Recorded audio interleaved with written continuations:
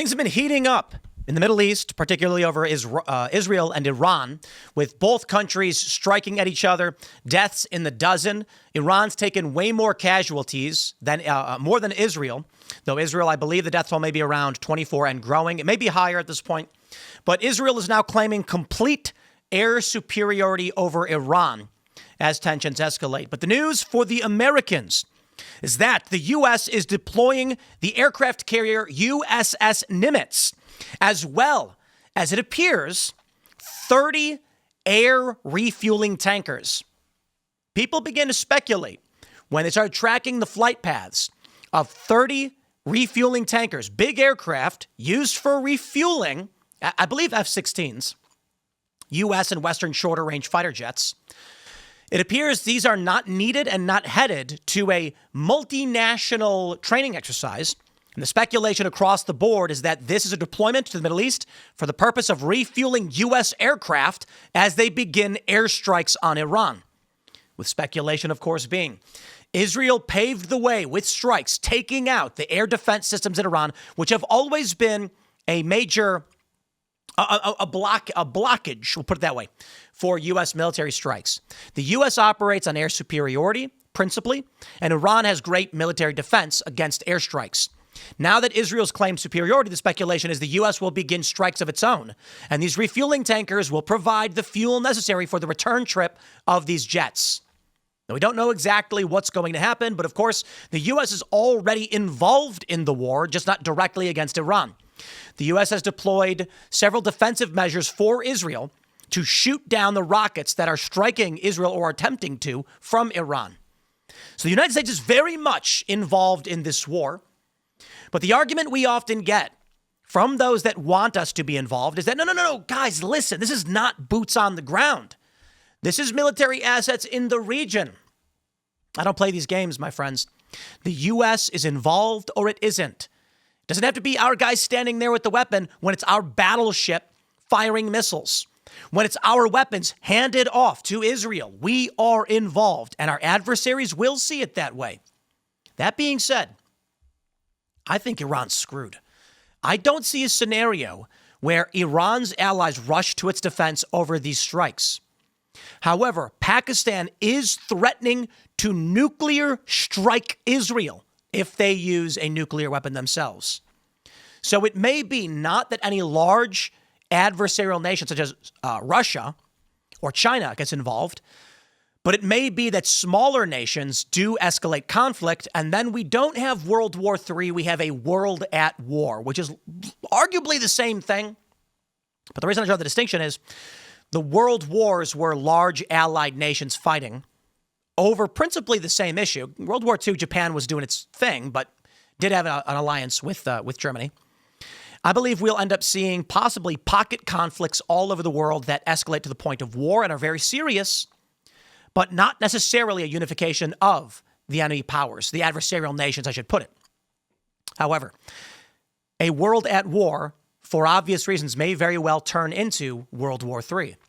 That is, if Iran is being battered by Israel and the U.S., and then Pakistan and other nations join the fray with Iran, with Russia and Ukraine and NATO and Ukraine, Venezuela in South America, you may actually see nations like China say, we're supplying weapons to Iran, to these countries. Eventually, the U.S. draws a line. China draws a line. There's a strike in the Pacific. And then Iran says, you need to work with me because the enemy of my enemy is my friend. And that's how things dramatically escalate. But let's take a look at the current news and these deployments. Now, what's interesting with the USS Nimitz, this is the Nimitz's final deployment. It was headed to the Indo-Pacific already. It's being deployed early because of the conflict. And the conspiracy theorists are out. They're saying, wait. They're deploying an aircraft carrier set to be decommissioned to this conflict. Of course, the speculation is that this soon-to-be decommissioned aircraft carrier will be damaged, attacked, or sunk. And now we are seeing U.S. lawmakers say, in the event that U.S. forces or our interests are attacked by Iran, we must enter that war. And that's how you get Donald Trump to sign off on it. Now, he said it's not going to happen. But I'll tell you this, my friends, there's a strong probability that there will be an attack on U.S. forces. Trump will say, I told him not to do it. We have no choice. And that's what pulls the U.S. into the fray, as it is always typically the case. Now, before we get into everything else, my friends, shout out to Steven Crowder and the Mug Club. This is the Rumble morning lineup. This is your noon hour as we transition into that afternoon. I'm your host, Tim Pool. You can follow me on X and Instagram at Timcast. And before we get started, we got a great sponsor for all of you guys. Cousin T's Pancake Mix. You guys know Cousin T, right? Terrence K. Williams. Not only is he a great dude, he makes great pancakes. And I'm going to be honest with you. I have Cousin T's for breakfast every day for the past several months. I'm not even kidding. I talk about how I'm always making waffles. We got the gluten-free waffle mix. We got the cinnamon bun. We got the regular. We got all of them. And I bought them. He sent us some. Don't get me wrong. Thank you, Cousin T. And then I bought a ton of their syrups. So we've just annihilated all the Cousin T's syrups, but we still have the peach cobbler. I'm going to let you know the secret. What I do with the Cousin T's peach cobbler is I put melted butter and mix it together, and that's what I put on my waffles because I'm crazy. Let me tell you guys, breakfast has got a whole lot better with Cousin T's pancakes. These are wild times, and after the woke mob came for their syrup bottles, Cousin T said, enough. Came for all of our syrup bottles. Crafted the ultimate pancake mix to bring families back to the table. These aren't your average flapjacks, and they got options for everyone. Keto-friendly, low-carb for the low-carb crowd. Protein-packed for the gym warriors, gluten-free, and paired with 100% pure maple syrup. It's as real as it gets. No fake stuff, no nonsense. Just golden, fluffy pancakes that taste like freedom in every bite. Now, to be fair, I just put them in the waffle iron. I don't know, maybe you shouldn't do that. Whether you're dodging the culture wars or just craving a hearty breakfast, Cousin T's has you covered. Use code TIMPOOL, 25% off. I'm going to use my own code. Cousin T, shout out. We need to restock because I think all we've got left is like one bottle of the peach cobbler. But I got to restock my Cousin T's for breakfast. I'm not kidding. Every morning I make waffles. I joke about it because it's all my wife gets to eat. But I'm responsible for breakfast, and I make waffles every single day. That's what I do. Shout out, Cousin T. You know we love you. Also, go to timcast.com and click Join Us. Become a member of our Discord server to get involved. If you're sitting there wondering, like, how do I do more to help make this world a better place? If you're trying to figure out how to get fit, get healthy, start a business, write a comic, write a song, build something from scratch, whatever it may be. Our Discord is a community where people are there to help you, or maybe you need to help them. Maybe you're that person who knows how to build a business. Okay, well, there are people there looking for help. Join that community and we can build something.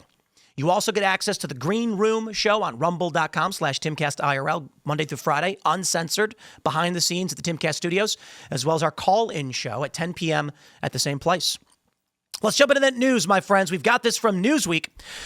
U.S. deploys aircraft carrier USS Nimitz over Iran-Israel conflict. Now, in fact, we actually have a report from Fox News that breaks this down, which I find to be particularly interesting. Let's play this clip. And let's play the audio as well. Strikes launched by Iran. The two sides trading more attacks overnight as that conflict continues to escalate. Jennifer Griffin, live from the Pentagon, brings us up to speed from her post now. And Jennifer, hello.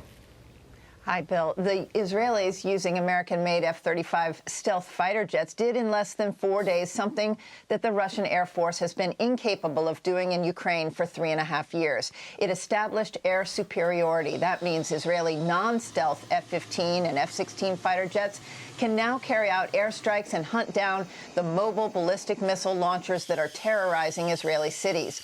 2 U.S. Navy-guided missile destroyers, the USS Sullivans and USS Arleigh Burke, in the eastern Mediterranean have been shooting down Iranian missiles aimed at Israel. The Navy has ordered the USS Thomas Hudner for backup, along with a 4th Navy destroyer. And we have now learned the aircraft carrier strike group, the USS Nimitz, on its final sea voyage will deploy from the Pacific. Deeply symbolic, since it was the Nimitz deployed in 1980 and its helicopters that were part of the failed U.S. effort to rescue the American hostages held at the U.S. Embassy in Tehran. The U.S. has been in a shadow war against Iran ever since. Israel may not be able to reach the parts of Iran's nuclear program that are buried inside mountains and underground without U.S. help. U.S. B-2 bombers are the only air asset that can drop the 30,000-pound bunker buster bombs known as the Massive Ordnance Penetrator. Only the U.S. has them. When pressed on whether Trump had denied any military requests like the 30,000-pound bunker buster bombs delivered by those B-2 bombers needed to hit Iran's deeply buried nuclear sites, Netanyahu deflected, saying it was President Trump's decision. Quote, "I trust his judgment completely." That from Bret Baier's exclusive interview with the Israeli Prime Minister yesterday. Bill? Now, what's interesting, I think I might have this article here from the Navy Times. USS Nimitz waves goodbye to San Diego for likely final deployment. This from March 28th, 2025. It is set to be decommissioned in 2026 after its 50-year, it's supposed to be commissioned for only 50 years. Now, the speculation, of course, I'm going to say it, and they're going to call me a conspiracy theorist and then call me whatever they want. But I think saying something like this is important because if it's on the people, look, whatever. This is the perfect scenario for a PR move to get the U.S. involved in the war. The USS Nimitz strike group, symbolic as it attempted to rescue hostages in 1980, final deployment set to be decommissioned, goes to the region, and then, oh no, heavens me, it's sunk and destroyed by the Iranians. We have no choice but to enter the war on the ground with our existing Middle Eastern forces being sent to the front line to engage in combat with Iran. Now, maybe you tell me, that's crazy, it's not going to happen. I'd say, okay, yeah, maybe, I don't know. I'm just telling you right now, as the fact that we know and we see this maybe makes it unlikely. Fine. But when you look at the history of war and conflict, notably the Gulf of Tonkin incident, a U.S. vessel being attacked has been used as a precursor before. And of course, as people are already saying, if we are attacked by Iran, we got the story here, in fact, lawmakers urge defense if Iran attacks U.S. targets. The U.S. wants to be involved. Maybe not Donald Trump, maybe Donald Trump, I don't know. Trump says it's impossible, we won't. We won't get involved. But I tell you this, if the Nimitz is attacked, Trump's going to change his tune in 2 seconds. And he's going to say, you know, there are people saying don't go to war, but you know what? They attacked our men and women. Just after his parade and all that stuff, Trump's not going to stand for that. Now, look, there's a reality where Iran just attacks us. And it's not so much that it was planned or a false flag. But understand, the U.S. enters these waters knowing there's a real possibility it may happen. And I guarantee you, there are national security interests in the United States are crossing their fingers hoping Iran attacks a U.S. target to give us the casus belli for a full ground invasion. We should not be involved in this war. We have been involved in a shadow war. The U.S.'s business should remain in the United States, but this is the product of the liberal world order and the world police who are upset that Iran has fallen out of line with the demands of our liberal world order. Look it up, Council on Foreign Relations. And so they've long wanted to remove the Iranian power structure. Me, I'm more of a America should do America stuff. But of course, there are many liberals that want and call for this liberal economic order to be maintained. Notably the Democrats, Joe Biden, Obama, Clinton, they were all about it. Donald Trump, not so much, and that's why they didn't like him. He wanted to withdraw our troops from these regions, no new wars, yet they would do whatever they could to stop him to maintain the concept of the international liberal economic order. And now we have this from the Times of Israel. U.S. appears to be deploying large number of aerial refueling tankers across the Atlantic. The U.S. Air Force appears to be in the midst of an unprecedented mass deployment of aerial refueling tankers. The number of KC-135 and KC-46 tankers continues to rise, with at least 30 moved east in the late hours of Sunday, according to flight tracking data. Such tankers are required to refuel aircraft participating in strikes far away from their home country, such as the Israeli jets hitting Iran. Take a look at these images. Evergreen Intel saying 26 tankers. It's now up to 30.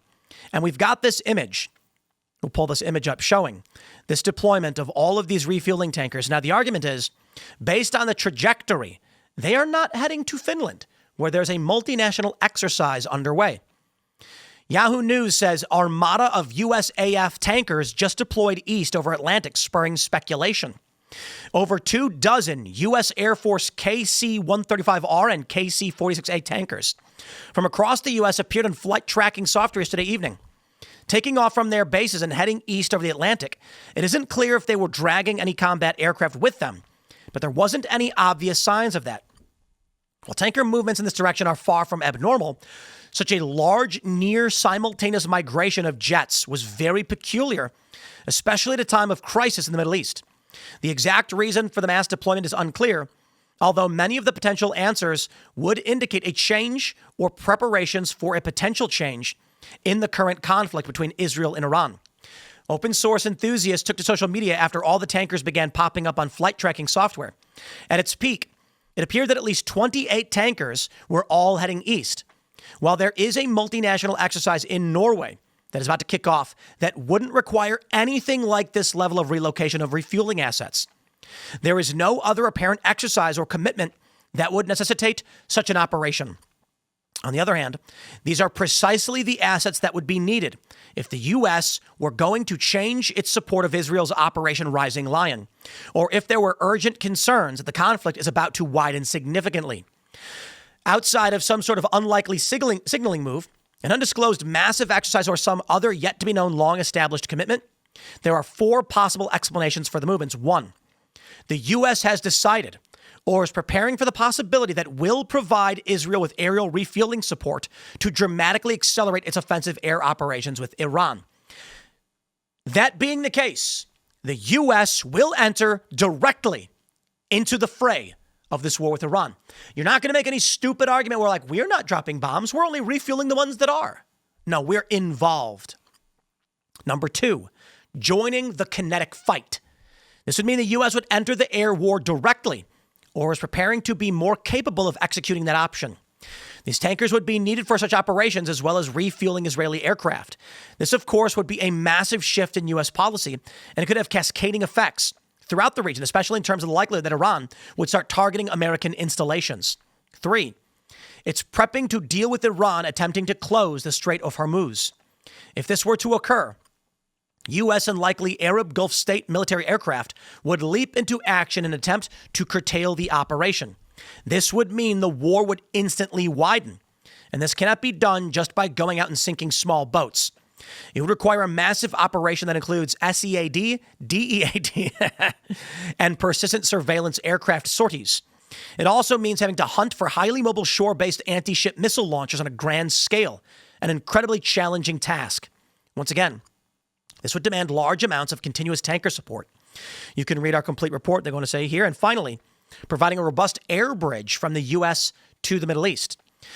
This may be the most likely option, as it would be needed if major assets are going to start flowing into the region, or at least the option to support such actions is being put into place now. But that being said, if the U.S. is shuttling these refueling tankers for the purpose of shuttling more planes and more jets, stands to reason the first three arguments they've made. The fourth is just basically saying to facilitate the first three. It's looking highly likely we will be deploying more assets into the region, and I believe the U.S. will get involved in this conflict. First of all, we already are, but I mean directly. I don't know if boots on the ground would actually happen, but I kind of think so. When they put boots on the ground in Syria, they told us it would never happen, and they just went and did it. Now, with these U.S. lawmakers saying we need to get involved, it could be out of Trump's hands. The perfect play. The U.S. is attacked. Trump says we will not risk the brave men and women of the United States over a regional conflict in the Middle East. But after an attack on U.S. assets, Congress declares war, and Trump says, okay. I doubt it. Doesn't seem to be the way that Congress or the presidency has operated. And based on the things Trump has said, I think what's likely is we will be attacked. We're sending all these jets in the region. And then they're going to say whether they did or didn't, it's going to be Iran. And this will be the start of a war, the response of which in the public will be, we didn't start the war, they attacked us. Now, of course, Israel started this. Now, I know there's going to be a lot of people that say war isn't started instantly overnight. This is something that's been building up for a long time. Israel and Iran have already traded barbs. We get it. But I'm saying, in the past week, Israel decided to launch strikes on Iran, initiating the current conflict. Now, it's a tough argument. You guys tell me what you think on this one. The argument is Iran is attempting to build a nuclear weapon. They've been attempting to build a nuclear weapon for a long time. At least that's the claim. Iran wants to wipe out Israel. Hands down. They've been supplying Hamas with weapons. They've been funneling weapons in the region. The conflict is only getting worse. The argument is that Israel said they are very close to a nuke and we're not going to wait around. This is self-defense. What do you think? Attacking someone first because they might get a weapon is self-defense? I don't think so. That's just me. I certainly understand why if we were the United States and the cartels were building a nuke, we would flatten them in 2 seconds. Let's put it again. If in the United States we got word and there was evidence, real, and you knew for a fact the cartels were loading up short-range, low-yield nuclear weapons to fire at the U.S. border, we would strike them in 2 seconds and just flatten them before anything like that could happen. The problem is Israel's doing all this on our dime and our time, our weapons, and it's going to drag us into the fray. Already we have U.S. destroyers in the Mediterranean defending Israel. U.S. fighter jets already intercepting strikes targeting Israel. Iran's just going to say the U.S. is acting as the shield and Israel is acting as the sword. The question is, will anyone come to Iran's defense over this? I say no. If the U.S. gets involved, then I think it's much more likely. The U.S. gets involved and then, actually striking Iran, Iran's going to say to all these other countries, now's your chance. They're split. China makes a move on Taiwan. Who knows what? World War III. This is from 3 days ago. U.S. forces enter Iran-Israel feud. You don't want to say war? Despite Trump vow to end all wars. Trump said it wouldn't happen. Now he's saying this. Trump says it's possible U.S. will get involved in Iran-Israel conflict while urging deal. I hope y'all are ready. According to ABC News, the Republican president also said talks over Iran's nuclear program were continuing and that Tehran would be more inclined to make a deal now that the Islamic Republic was training massive strikes with Israel. There has been no public indication of negotiations continuing since Israel launched its offensive in Iran early Friday, and Tehran canceled Sunday's planned 6th round of talks. It's possible we could get involved, Trump said in his off-camera interview with ABC News senior political correspondent Rachel Scott. He stressed the U.S. was not at this moment involved in military action. Now, we do have this from Axios. Israel urges U.S. to join the war with Iran to eliminate nuclear program. And then I'm not sure what we have. We have this from Axios. Lawmakers urge defense if Iran attacks U.S. targets. Now, we do have a video. This is nothing graphic. We don't show the graphic stuff. This is just a video of a building that was struck in Iran that housed a television studio. Check this out. صدای متجاوز به خاک وطن، صدای متجاوز به صدای حق و حقیقت است. آنچه که ملاحظه کردید، صدایی که شنیدید، فضای غبارآلوده استودیو